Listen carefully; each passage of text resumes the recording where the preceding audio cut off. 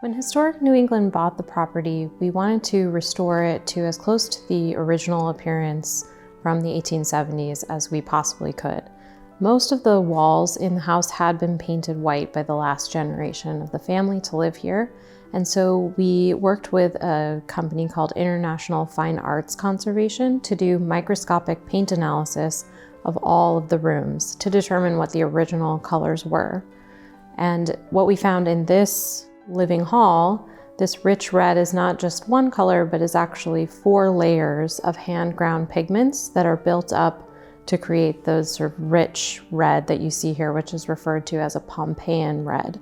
And that's a reference to the Italian town of Pompeii that was discovered in the late 19th century, which had been destroyed by a volcanic eruption, and the rich red color of the walls was perfectly preserved under that ash. So it was kind of a trendy color at the time because of that current event.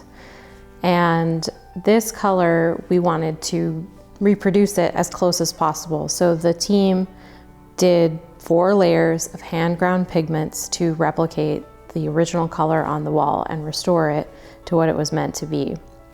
We also touched up the metallics that you see throughout the house. So there was a lot of metallic paint and gold or other metal leaf used to highlight certain areas, like the archway over this grand fireplace.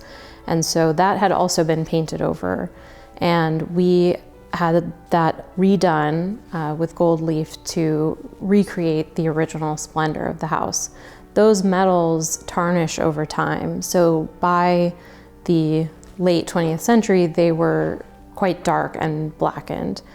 So this was done to refresh that original appearance.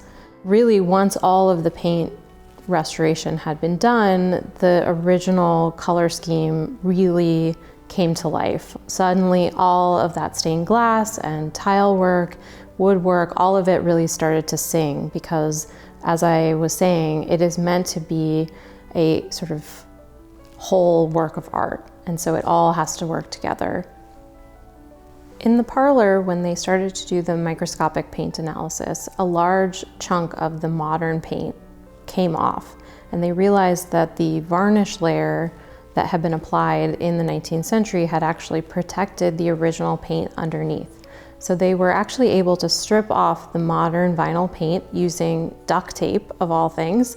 Strip by strip, they removed the paint and revealed underneath the perfectly preserved, beautiful amber clouds that you see in the parlor today.